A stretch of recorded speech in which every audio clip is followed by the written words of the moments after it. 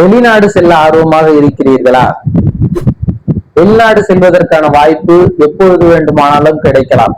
ஆனால் அதற்கு நாம் தயாராக இருக்க வேண்டும். எப்படி தயாராக இருக்க வேண்டும் என்றால், வெளிநாடு செல்ல மிகவும் பிரத்யேகமாக தேவைப்படுவது பாஸ்போர்ட்.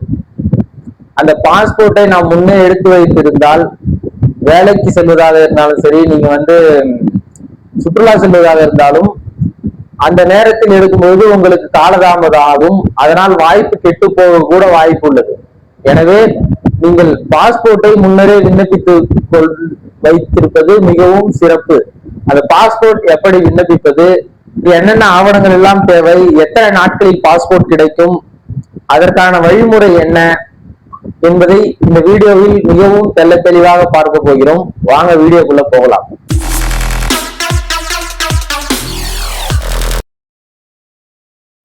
அனைவருக்கும் வில்லேஜ் டெக்கின் அன்பு வணக்கங்கள்.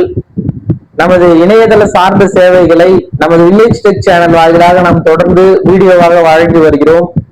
அந்த வகையில் இன்று நாம் பார்க்க போவது பாஸ்போர்ட் எப்படி விண்ணப்பிப்பது என்ற முறையை பற்றி தான் முழுமையாக இந்த வீடியோவில் நாம் பார்க்க போகிறோம். இந்த பாஸ்போர்ட் விண்ணப்பிக்கிறதே ஒரு பெரிய ப்ராசஸ் அப்படின்னு நீங்க எல்லாம் நினைச்சிட்டு இருப்பீங்க. அது ஒரு மிகவும் எளிமையான ஒரு வழிமுறை தான் இந்த பாஸ்போர்ட் விண்ணப்பிப்பது. அது எப்படி விண்ணப்பிப்பது என்பதை மிகவும் தெளிவாக விளக்கமாக பார்க்கலாம். இந்த வீடியோவை ஃபுல்லா ஸ்கிப் பண்ணாம பாருங்க, ஓகேங்களா? ஃபர்ஸ்ட், பாஸ்போர்ட்ல என்னென்ன வகையான பாஸ்போர்ட் இருக்கு அப்படின்றத ஃபர்ஸ்ட் ஒரு சிம்பிளா பார்த்துடலாம், ஓகேங்களா? பாஸ்போர்ட்ல நார்மல் 36 பேஜ் பாஸ்போர்ட் இருக்கு, அப்புறம் 60 பேஜ் பாஸ்போர்ட் இருக்கு, ஓகேங்களா? அப்புறம் ECNR டைப் பாஸ்போர்ட் இருக்கு, அப்புறம் ECR பாஸ்போர்ட், ஓகேங்களா? இது அடிப்படையான பாஸ்போர்ட் வகைகள், ஓகேங்களா? இதுல நீங்க நார்மல் 36 பேஜ் பாஸ்போர்ட் விண்ணப்பிக்கிறீங்க அப்படின்னா அதுக்கு 2500. இப்போ 7வது மாசத்துல இருந்து அமௌண்ட், பாஸ்போர்ட் விண்ணப்பிக்க அமௌண்ட் ஏத்திட்டாங்க.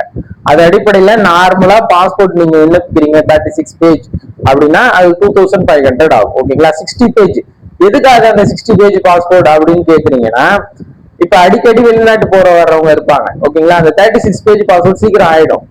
அப்ப 60 பேஜ் பாஸ்போர்ட் வச்சிருந்தீங்கன்னா நீங்க ஒரு தடவை பாஸ்போர்ட் அப்ளை பண்ணதுல இந்த 60 பேஜ் வரைக்கும் யூஸ் பண்ணிக்கலாம். அடிக்கடி போறவங்களுக்கு இந்த 60 பேஜ், வெளிநாடு போயிட்டு வரவங்க 60 பேஜ் பாஸ்போர்ட் ரொம்ப யூஸ்ஃபுல்லா இருக்கும், ஓகேங்களா? அதுக்கப்புறம் அப்ளை பண்ணும்போது தட்டல் முறைன்னு சொல்லுவாங்க, ஓகேங்களா? நார்மலா பாஸ்போர்ட் அப்ளை பண்ணீங்கன்னா மேக்சிமம் ஒரு 1 மந்த் வரைக்கும் ஆகலாம். ஆனா இந்த தட்டல் முறையில அப்ளை பண்ணீங்கன்னா கொஞ்சம் பிஃபோரா பாஸ்போர்ட் உங்களுக்கு கிடைச்சிடும், ஓகேங்களா? ஒரு 10 டேஸ்ல இருந்து 15 டேஸ்ல இருந்து உங்களுக்கு பாஸ்போர்ட் கிடைச்சிடும், ஓகேங்களா? அந்த முறையில நீங்க பாஸ்போர்ட் அப்ளை பண்ண போறீங்கன்னா எக்ஸ்ட்ரா 2500 பே பண்ற போல இருக்கும், ஓகேங்களா? இப்ப 36 பேஜ் அப்ளை பண்றீங்கன்னா 2500 பாஸ்போர்ட் அப்ளை பண்ண இந்த தட்டல் சார்ஜ் 2500, ஓகே, 5000 ஆகும் மொத்தமா. நார்மல் பாஸ்போர்ட் தட்டல் முறையில் அப்ளை பண்ணீங்க. அதே 60 பேஜ் பாஸ்போர்ட் தட்டல் அப்ளை பண்ணீங்கன்னா 3500 பிளஸ் 2500 மட்டும் 6000, அதாவது 6000 ரூபாய் உங்களுக்கு ஆகும், ஓகேங்களா? இதுதான் நார்மல் பாஸ்போர்ட் முறை. அதுவே நீங்க 18 வயசுக்கு இருக்க சின்ன பசங்களுக்கு, குழந்தைங்களுக்கு நீங்க பாஸ்போர்ட் அப்ளை பண்றீங்கன்னா 1750 பே பண்ற போல இருக்கும். அது 5 இயர் தான் பாஸ்போர்ட்டோட வேலிடிட்டி. ஆனா நம்ம நார்மலா அப்ளை பண்ணா 10 இயர்ஸ் வேலிடிட்டி வரும், ஓகேங்களா? அதுவும் நீங்க 5 இயர் வேலிடிட்டி எப்ப 18 வயசு முடியுதோ அந்த முடியும் போது அந்த பாஸ்போர்ட் எக்ஸ்பயர் ஆயிடும். 5 இயர்க்குள்ள இருந்தாலுமே 18 வயசு ஆயிடுச்சுன்னா அந்த டைம்ல உங்களுக்கு இந்த பாஸ்போர்ட் எக்ஸ்பயர் ஆயிடும், ஓகேங்களா? இதெல்லாம் தான் பாஸ்போர்ட்ல இருக்க டைப்ஸ். நீங்க இதுல எந்த டைப்பான பாஸ்போர்ட் வேணாலும் நம்ம தேவைக்கு ஏற்றாற்போல் நம்ம விண்ணப்பிச்சுக்கலாம், ஓகேங்களா? அது உள்ள பாஸ்போர்ட்ல ECR ECNR நான் சொன்னல, emergency certificate recruit, emergency certificate நான் ரெக்யூட் அப்படின்னு ரெண்டு டைப் இருக்கு, ஓகேங்களா? இது எல்லா டைப்லயுமே வரும். மேக்சிமம் நம்ம 18 வயசு கீழே இருக்க பசங்களை அப்ளை பண்ணும்போது ECR தான் வரும். ECNR அப்படின்றது எமர்ஜென்சி சர்டிபிகேட் நான் ரெக்யூட். அது எப்படின்னா, நீங்க ஒரு துபாய்க்கோ சிங்கப்பூருக்கோ இல்ல அமெரிக்காக்கோ இல்ல ஜப்பானுக்கோ ஏதோ ஒரு பெரிய கண்ட்ரிக்கு போறீங்கன்னா அப்போ ஒரு எமர்ஜென்சி சர்டிபிகேட் அப்படின்னு ஒண்ணு எடுப்பாங்க. எதுக்காக அந்த சர்டிபிகேட்னா, நீங்க போய் அங்க சர்வே பண்ண முடியுதா, உங்களால அந்த கண்ட்ரில உங்களால சர்வே பண்ணி இருக்க முடியுமா அப்படின்றத செக் பண்றதுக்கான இது. அது அந்த செக்கிங் எப்ப தேவைப்படும்னா, நீங்க 10th படிக்காம இருக்கீங்க, 10th படிக்கல, வேற ஏதோ ஒரு கல்ஃப் கண்ட்ரில ஒரு 4 வருஷமோ 5 வருஷமோ இல்லாம இருக்கீங்க அப்படின்னும் போது அந்த சர்டிபிகேட் தேவைப்படும். நீங்க 4-5 வருஷம் வேற கல்ஃப் கண்ட்ரில ஒர்க் பண்ணிட்டு அப்புறமா வந்து பாஸ்போர்ட் எடுக்கிறீங்க, ரினிவல் பண்றீங்க அப்படின்னா நீங்க ஆட்டோமேட்டிக்கா இசிஎன்ஆர் வந்துடும். இல்ல 10th பாஸ் ஆயிட்டீங்க நீங்க அப்படின்னா ஆட்டோமேட்டிக்காவே உங்களுக்கு இசிஎன்ஆர் டைப் பாஸ்போர்ட் உங்களுக்கு கொடுத்துருவாங்க. ஓகேங்களா? இல்ல எனக்கு நான் 10th படிக்கவே இல்லை, நான் சிங்கப்பூர் போகணும் அப்படின்னாலும் ஒன்றும் பிரச்சனை இல்லை. நீங்க சிங்கப்பூர் போற டைம்ல அந்த எமர்ஜென்சி சர்டிபிகேட் எடுத்துக்கணும். ஓகேங்களா? இதுதான் வந்து பாஸ்போர்ட்ல இருக்க முக்கியமான டைப்ஸ். ஓகேங்களா? அடுத்து வந்து நம்ம பாஸ்போர்ட் எப்படி விண்ணப்பிப்பது என்பதை பார்த்துடலாம். ஓகேங்களா? பாஸ்போர்ட் வந்து ஆன்லைன்ல தான் விண்ணப்பிக்கணும். அது எப்படி விண்ணப்பிக்கணும்னா நம்ம கீழே அந்த வெப்சைட்டோட லிங்க் போடுறேன். அந்த பாஸ்போர்ட்டோட அபிஷியல் வெப்சைட் பாஸ்போர்ட் சேவா அப்படின்னு வரும். அந்த வெப்சைட்ல மட்டும்தான் அப்ளை பண்ண முடியும், நேரடியாலாம் அப்ளை பண்ண முடியாது. ஓகேங்களா? அந்த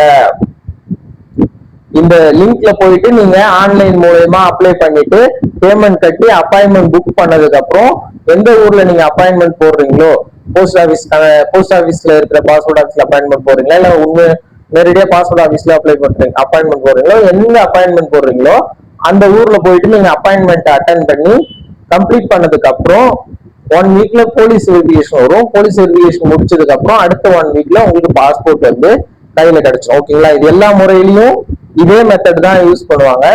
டக்கல்னா கொஞ்சம் ஃபாஸ்டா நடக்கும். எல்லாமே நார்மலா நீங்க அப்ளை பண்ணீங்கன்னா கொஞ்சம் டைம் எடுக்கும். அதாவது டைம் பீரியட் எப்படின்னு பாத்தீங்கன்னா, பாஸ்போர்ட் வந்து நீங்க நார்மல் பாஸ்போர்ட்னா மேக்சிமம் 1 மந்த் ஆகும். தட்டல்னா 10 டேஸ்ல இருந்து 20 டேஸ்க்குள்ள உங்களுக்கு பாஸ்போர்ட் கையில கிடைச்சிருக்கும். பேஸ்ட் ஆன் அப்பாயின்மெண்ட், எப்படி அப்பாயின்மெண்ட் கிடைக்குதோ அந்த அப்பாயின்மெண்ட்டை பொறுத்து உங்களுக்கு பாஸ்போர்ட் கையில கிடைச்சிடும். ஓகேங்களா? அப்புறம் பாஸ்போர்ட் வந்து எப்படி ஆன்லைன்ல விண்ணப்பிக்கிறது அப்படின்றத நம்ம ஸ்டெப் பை ஸ்டெப்பா நம்ம பார்ப்போம். ஸ்கிரீன்ல வரும், நீங்க கிளியரா பார்த்து அது தெரிஞ்சுக்கணும். ஓகேங்களா? பாஸ்போர்ட் அப்ளை பண்ணுறதுக்கு ஃபஸ்ட்டு இந்த வெப்சைட்டுக்குள்ளே போய்க்கிங்க. வெப்சைட் லிங்க் கீழே கொடுத்துருக்கோம்ல, அதை பார்த்து போட்டுக்கோங்க. வெப்சைட் உள்ளே போனதுக்கப்புறம் ஆல்ரெடி ரிஜிஸ்ட்ரேஷன் பண்ணியிருந்தீங்கன்னா லாகின்குள்ளே போயிடுங்க. இல்லைனா ரிஜிஸ்டருக்குள்ளே போயிட்டீங்கன்னா ஃபஸ்ட்டு அந்த பாஸ்போர்ட் ஆஃபீஸ் கொடுத்துக்கணும். அப்புறம் எந்த ஆஃபீஸ்னு செலக்ட் பண்ணிக்கணும். நேம் கொடுத்து மெயில் ஐடி கொடுத்து லாகின் கொடுத்து மெயில் கொடுத்து இமெயில் ஐடி கொடுத்துருங்க. இமெயில் ஐடி கொடுத்ததுக்கப்புறம் இமெயில் ஐடியை யூசர் ஐடியாக வச்சுக்கலாம். அதுக்கு அந்த do you want to login ID to be same as email ஐடின்னு ஆப்ஷன் இருக்குங்களா, அதில் எஸ் கொடுத்துட்டு லாகின் ஐடி வந்து அதுவே வந்துடும். என்ன மெயில் ஐடி கொடுக்குறீங்களோ அதுவே வந்து லாகின் ஐடியாக வந்துடும். அதுக்கப்புறம் உங்களுக்கு எந்த பாஸ்வேர்டு தேவையோ அந்த பாஸ்வேர்டை கிளிக் பண்ணி சைன்அப் கொடுத்தீங்கன்னா இந்த மாதிரி ஓடிபி பேஜ் வரும். அந்த ஓடிபி வந்ததுக்கப்புறம் ஓடிபி இதில் போட்டிங்கன்னா உள்ளே போயிடும். அதுக்கப்புறம் சக்ஸஸ்ஃபுல் ரிஜிஸ்ட்ரேஷன் முடிஞ்சிருச்சு. வந்ததுக்கப்புறம் லாகின் கொடுத்துக்க வேண்டியதான். உங்கள் யூசர் ஐடி என்னவோ அந்த யூசர் ஐடி போட்டுக்கிட்டு கண்டினியூ கொடுத்துட்டு பாஸ்வேர்டு இல்லை ஓடிபி வச்சு லாகின் பண்ணிக்கலாம். பாஸ்வேர்டு என்ன போட்டிங்களோ அந்த பாஸ்வேர்டை உங்கள் போட்டு சைன்இன் கொடுத்தீங்கன்னா பாஸ்வேர்டு சேவா உள்ளே போயிடும். இதுதான் ஃபஸ்ட்டு பேஜ். ஓகேங்களா? இதில் நிறைய ஆப்ஷன்ஸ் இருக்கும். நமக்கு தேவையான ஆப்ஷன்ஸ் என்னன்னு பார்த்தீங்கன்னா, ஃப்ரெஷ் பாஸ்போர்ட் அப்ளை ஃபஸ்ட்டு எடுத்தோடனே இருக்கும். அந்த ஃப்ரெஷ் பாஸ்போர்ட் கொடுத்தீங்கன்னா நீங்கள் ஆல்ரெடி பாஸ்போர்ட் வச்சுருக்கீங்க, ரினியூவல் பண்ண போகிறீங்கன்னா பாஸ்போர்ட் நம்பரையும் டேட்டா பற்றியும் கொடுத்து ஓடிபி கொடுத்து லாகின் பண்ணிங்கன்னா எல்லா டீட்டெயிலும் ஆட்டோமேட்டிக்காக வந்துடும். இல்லை நம்ம ஃப்ரெஷ்ஷாக தான் அப்ளை பண்ண போகிறோம்னா ஸ்கிப் ஃபார் நியூ கொடுத்துட்டு பாஸ்போர்ட் ஆஃபீஸ் நம்ம ஆல்ரெடி முன்னாடி கொடுத்தோம்ல அதிலே செலக்ட் ஆகிடும். நெக்ஸ்ட் கொடுத்தீங்கன்னா நம்ம ஆல்ரெடி சொன்னோம்ல ஃப்ரெஷ் பாஸ்போர்ட்டா நார்மலாக தக்கலா 36 பேஜா என்னவோ அதை நம்ம நீங்கள் அதில் கொடுத்துக்கலாம். சேவ் நெக்ஸ்ட்டு கொடுத்தீங்கன்னா ஃபஸ்ட்டு அடுத்த பேஜ் வந்துடும். அதில் போயிட்டு நேமு ஷேர் நேமில் வந்து உங்களோட பேரை ஃபுல்லாக போட்டுக்கணும், இனிஷியல் போடக்கூடாது. அடுத்ததில் வந்து அப்பாவோட நேம் போட்டுக்கோங்க. அடுத்தது வந்து ஜெண்டர் செலக்ட் பண்ணிக்கோங்க. அதான் நேம் சேஞ்ச் பண்ணிங்களா, கெசட்டில் போய் நேம் மாற்றிருக்காங்களா, அதுபோல் நேம் மாற்றிருக்கீங்களான்னு பார்த்துங்க. இல்லைனா நோ கொடுத்துருங்க.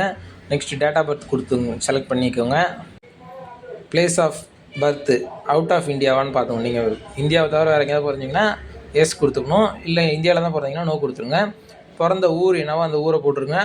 அது எந்த ஸ்டேட்டில் வரும்னு ஸ்டேட்டை கொடுத்துக்கோங்க.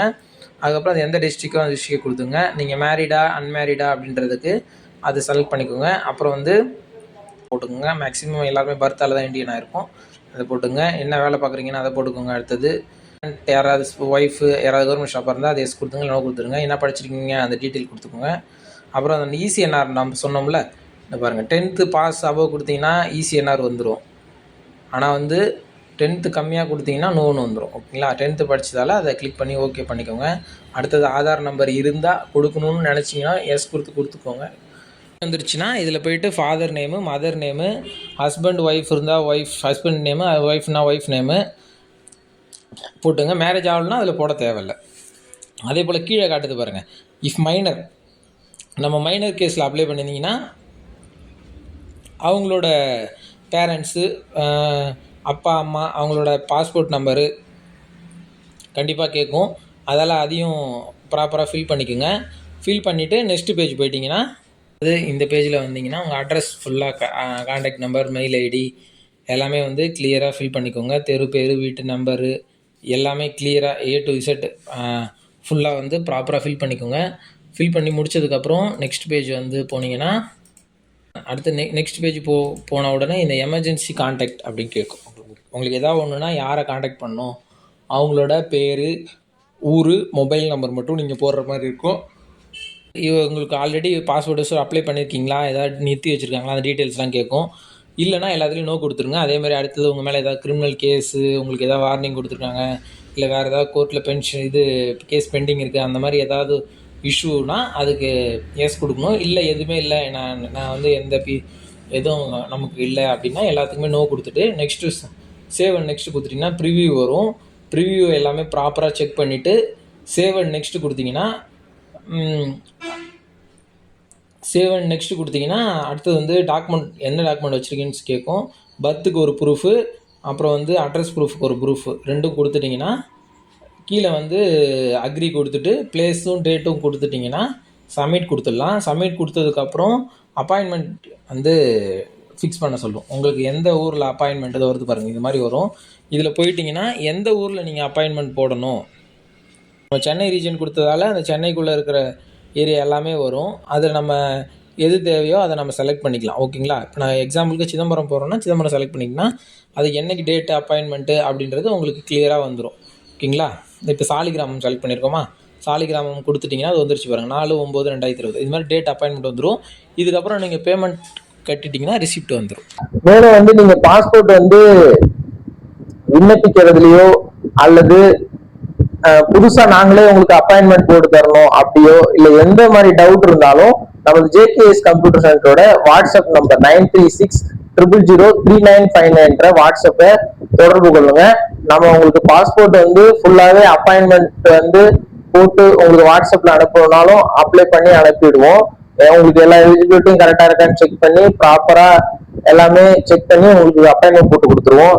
இல்ல நீங்க வந்து எங்களுக்கு கொஞ்சம் கைட் பண்ணுங்க அப்படின்னு சொன்னாலும் நீங்க ஆன்லைன்ல அப்ளை பண்ணதுல இருந்து உங்களுக்கு ப்ராப்பரா நாங்க கைட் பண்ணவும் ஹெல்ப் பண்ணுவோம். ஓகேங்களா? இது பாஸ்போர்ட் பற்றிய எந்த ஒரு தகவலா இருந்தாலும் நீங்க வந்து JKS கம்ப்யூட்டர் சென்டரை நான் சொன்ன ஸ்கிரீன்ல வர்ற வாட்ஸ்அப் நம்பரை கிளிக் பண்ணி தெரிஞ்சு கொள்ளலாம்.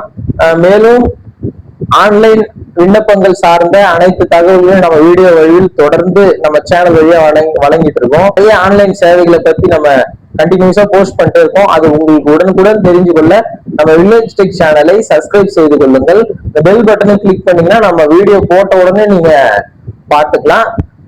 நன்றி, வணக்கம்.